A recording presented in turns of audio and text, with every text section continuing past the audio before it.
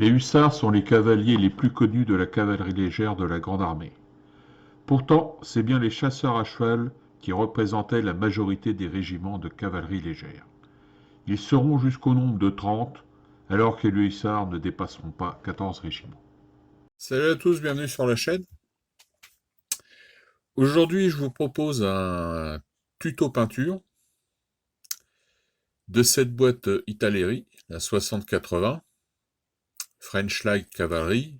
En fait, ce sont des chasseurs à cheval de la ligne française. Donc, un petit tuto, peinture donc des figurines, des chevaux et des cavaliers.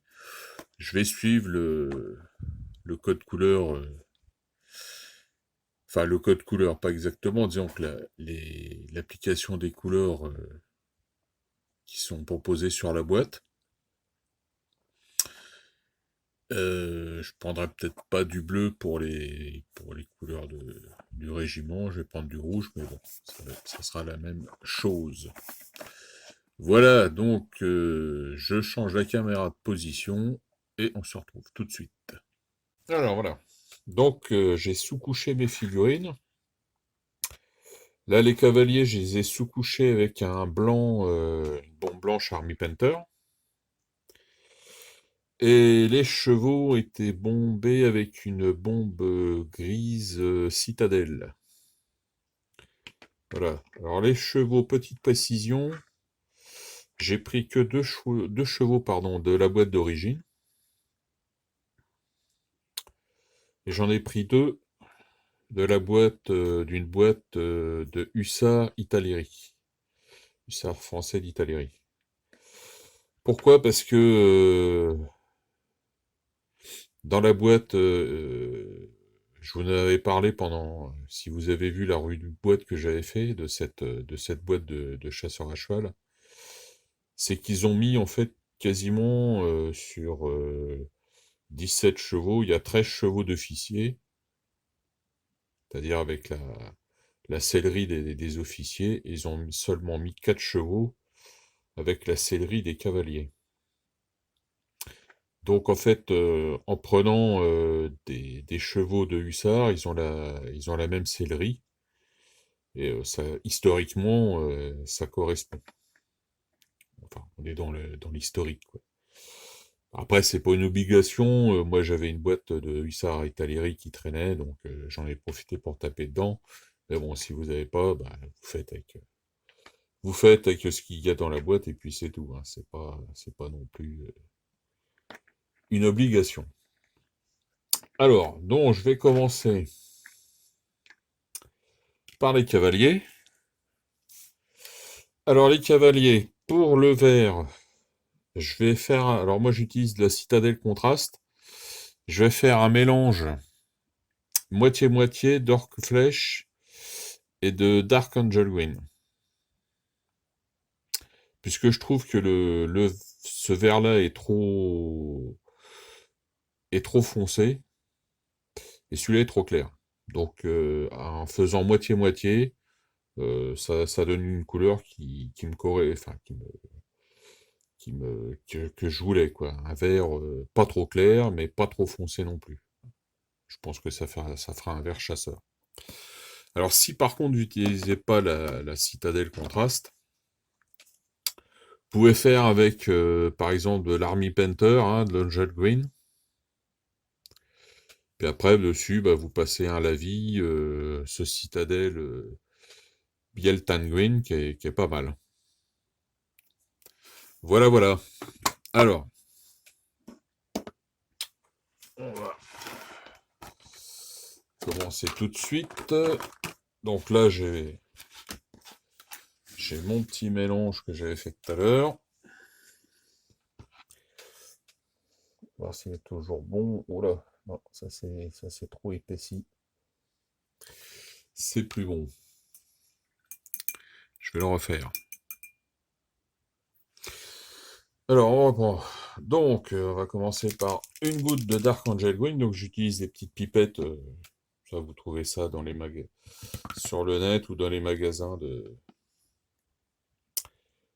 maquettes consacré à la maquette.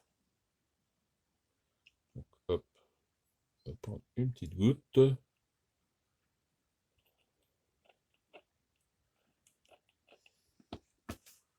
Pas besoin de beaucoup hein, avec la citadelle,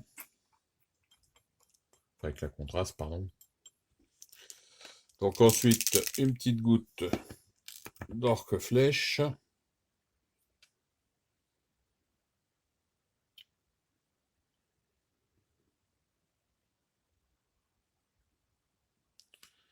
Voilà. Ça devrait éclaircir suffisamment.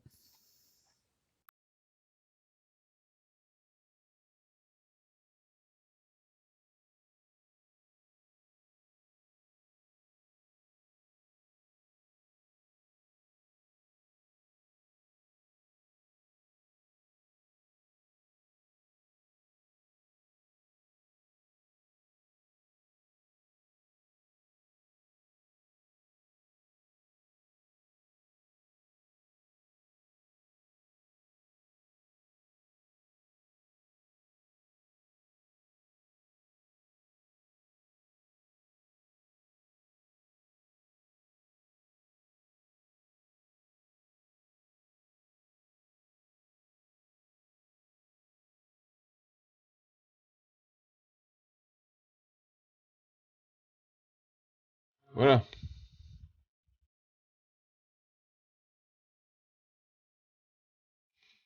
Donc j'ai débordé un peu, mais c'est pas grave. Comme je vais recouvrir l'arrière avec des peintures, je dirais de la peinture traditionnelle, c'est pas bien grave d'avoir débordé. Voilà donc pour, je fais les autres hors caméra, puis je vous reprends après. Voilà donc pour la suite, on va prendre du rouge. Je vais prendre un Neville Sons Scarlet de chez Citadel. Alors une peinture, on va dire traditionnelle. Pourquoi je prends pas de la contraste hein, j'aurais pu prendre de la Blood Angel Red en contraste. Mais comme il y a des petits liserés rouges à faire, je préfère une peinture, on va dire, traditionnelle. Donc en rouge, on va faire donc les liserés sur sa veste. On va faire le col en rouge, les revers des manches, les revers de sa veste, et les épaulettes. Je vais faire aussi en rouge. Et évidemment, j'ai oublié aussi les liserés sur son pantalon. C'est parti.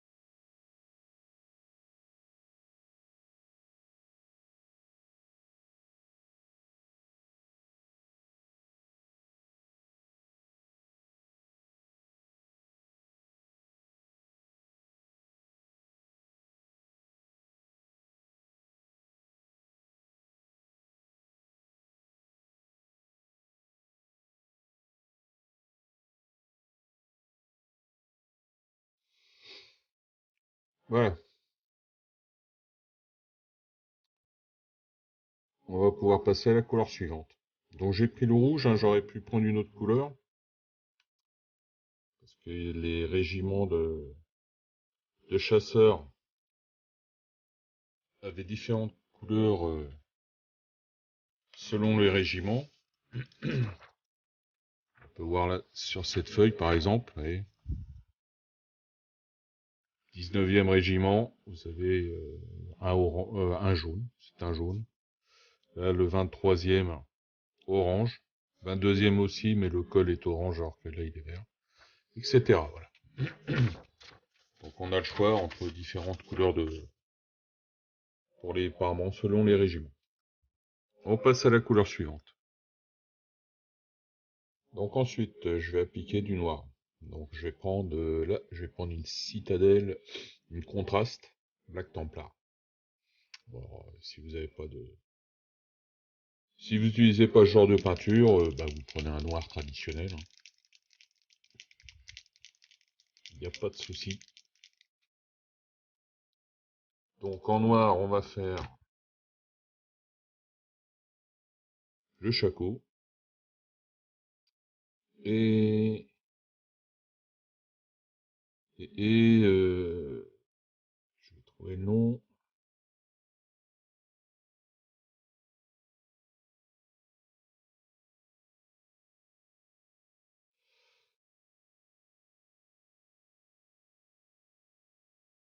Sa cartouchière. On va enfin trouver le nom. Après une longue réflexion, on ferait donc le shako et la cartouchière.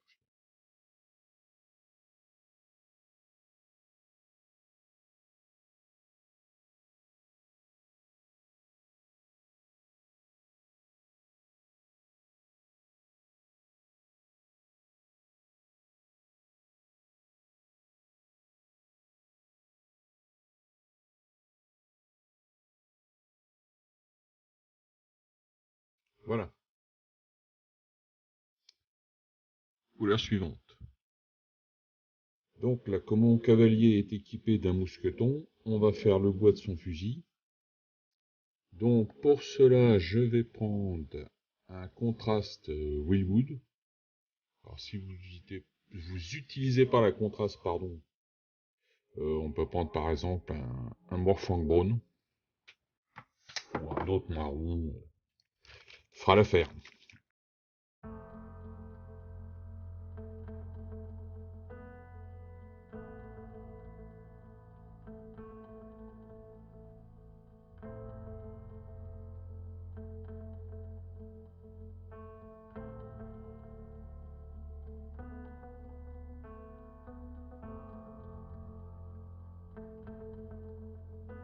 Alors oui, j'avais oublié une chose, c'était quand j'ai fait le noir, j'avais oublié de vous parler de faire ses bottes.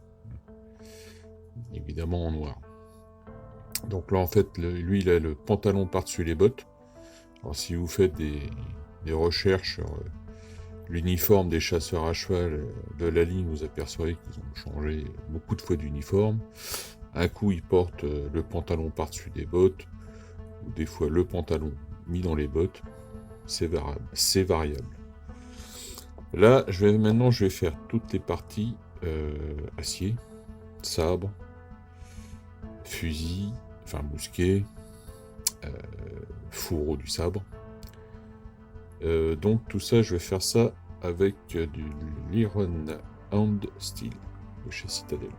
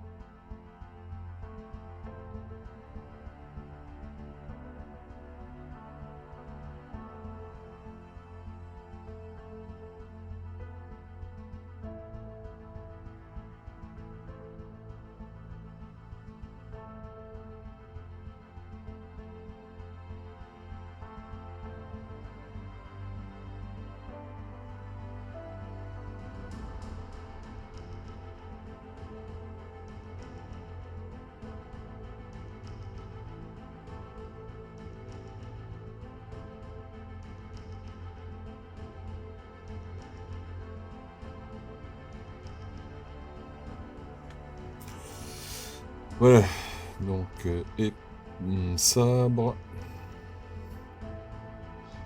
gros fusil. J'avais oublié ces étriers, ces éperons. Faire avec cette couleur-là. Voilà, donc on va passer à la couleur suivante. Donc là, pour faire ses cheveux, je vais prendre un contraste, un Snakebite Laser. Vous pouvez prendre après au choix un peu la couleur que vous voulez hein, pour les cheveux. Marron clair, un blond, un jaune pour faire un blond. Ce qu'on veut. Bon, moi j'aime bien celle-là. Ça fait un espèce de châtain clair, ça ressort bien.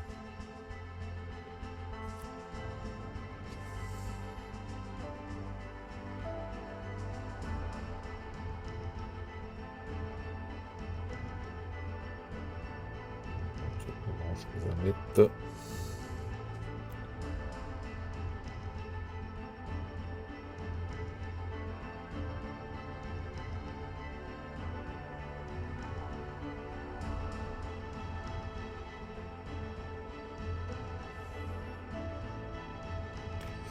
Voilà.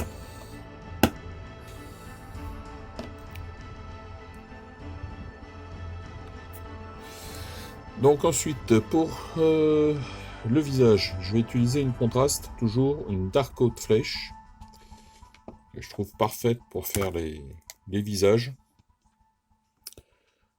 Ça économise beaucoup de temps, puisqu'en un passage, mon visage est fait.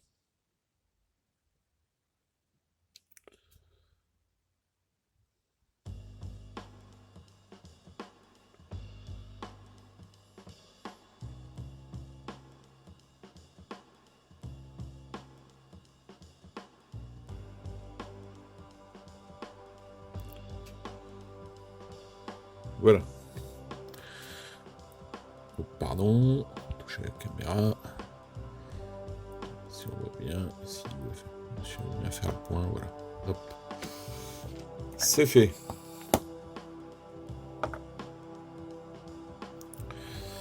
Donc ensuite, pour sa petite plaque sur le shako, les boutons de sa veste, je vais prendre un Citadel, un Running Fan Steel.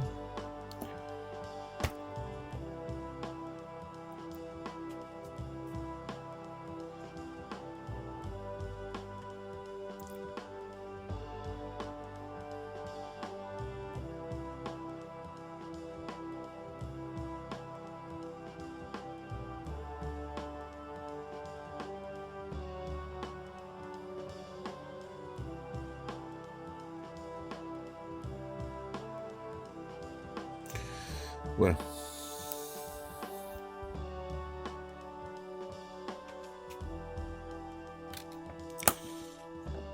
Maintenant,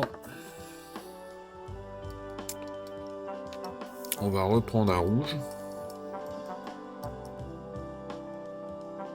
Donc, comme j'ai fait mon cavalier avec les couleurs du 28e régiment, donc on peut voir là que le petit pompon est rouge. Donc on va le faire en rouge. Alors, là je vais reprendre, par contre je vais reprendre une contraste. La Blue Angel Red. Donc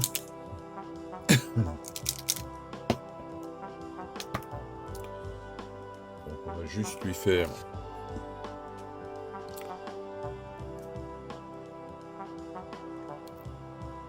le petit pompon rouge.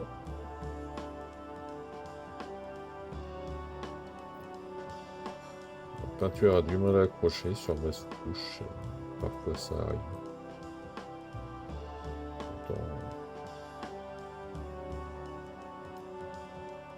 Les pièces sont bien dégraissées. Donc le pompon rouge et le petit point au milieu de la cocarde. Et le rouge aussi. Voilà. Tac, tac. Voilà.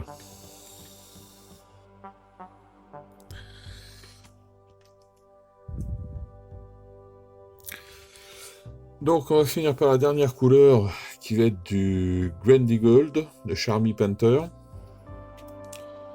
Une peinture dorée. Donc je vais juste mettre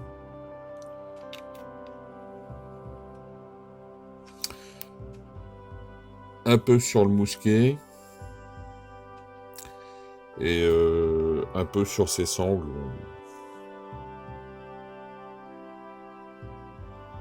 Ça fera un peu de détail.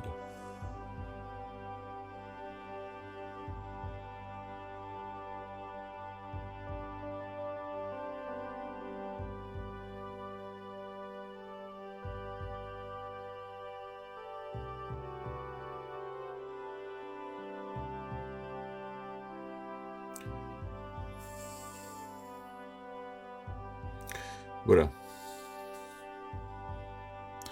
Donc il me restera juste en noir à refaire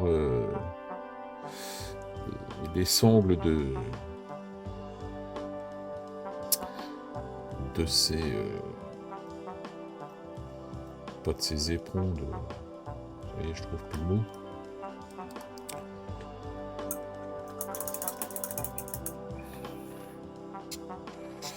Enfin voilà quoi, la petite partie là, c'est tout. Ensuite, on passe au lavis. Voilà, donc j'ai fini de passer tous les aplats. J'avais oublié de vous dire pour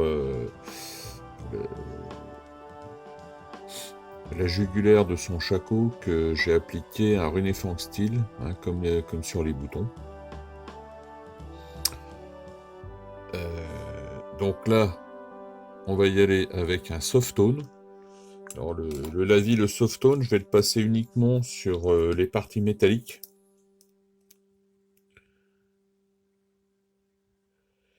Puisque évidemment, je ne vais pas repasser du lavis sur toute la partie que j'ai fait en contraste.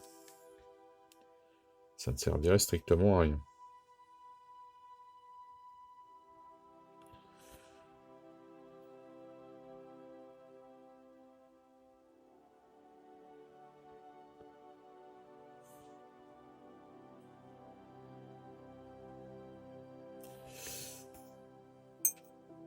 Alors, une erreur en direct. Je me suis trompé de couleur. Je viens d'appliquer du noir.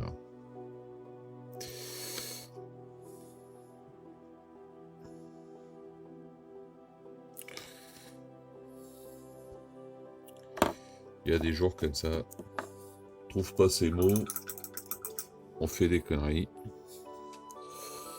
Bon, voilà, ça va.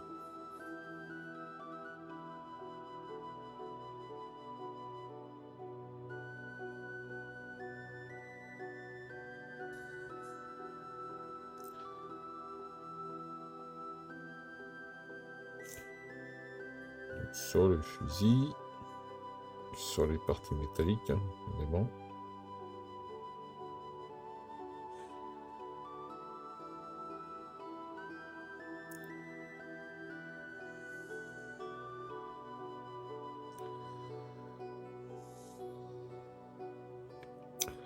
Un petit peu sur la plaque du shako, histoire de faire ressortir la petite gravure qu'il y a.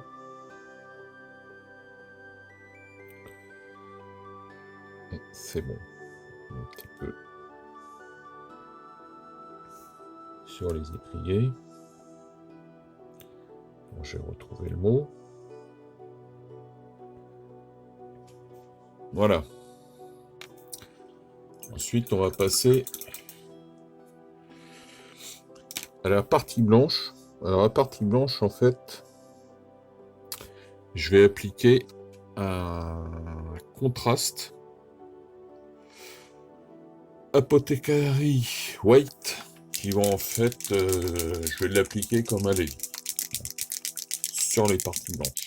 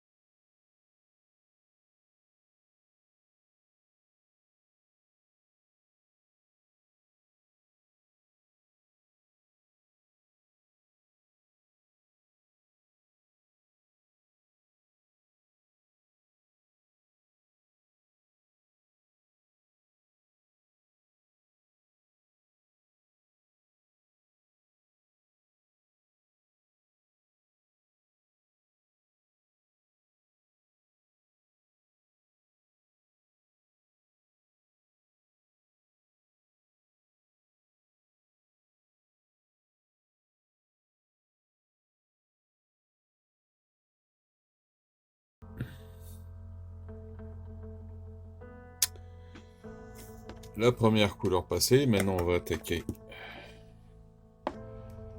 avec la Willwood pour faire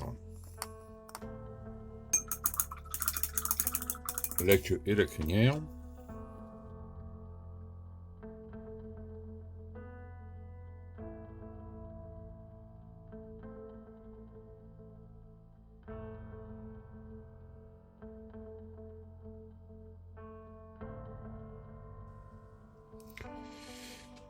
Voilà.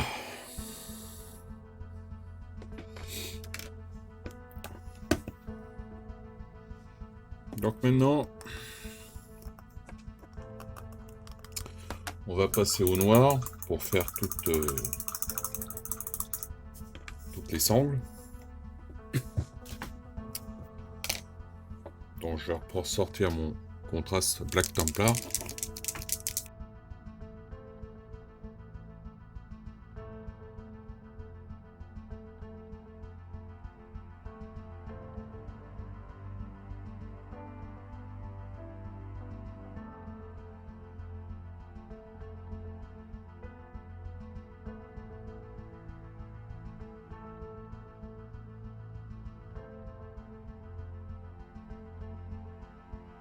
Alors je suis désolé, là, mon portable a coupé, j'étais en train de filmer.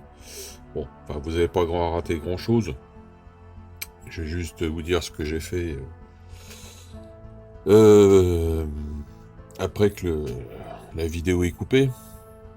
Donc j'ai fini de faire les rênes en noir. Hein. Ensuite, un peu de Grindy Gold de Army Painter pour faire, vous voyez, là, un petit peu de doré sur l'enraînement. Quelques points de doré sur l'enraînement. Voilà, pour donner un peu de détail. Ensuite, pour le mort, j'ai mis un peu d'Iron on Steel, le mort du cheval. Pour le porte-manteau, j'ai repris le vert que j'ai utilisé pour l'uniforme. Et j'ai rajouté un petit liseré blanc. Je sais pas si on peut voir.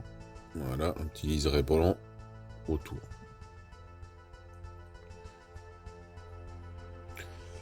Alors pour ceux qui ont la main, au milieu du liseré blanc, là, vous pouvez marquer le numéro du régiment. Enfin là, il faut être costaud au niveau peinture. Alors voilà, bah écoutez. Voilà une fois terminé ce que ça donne. Donc il y aura maintenant, je vais les secler, passer un coup de vernis mat dessus. Et c'est tout bon. Donc une très bonne boîte de figurines. Hein.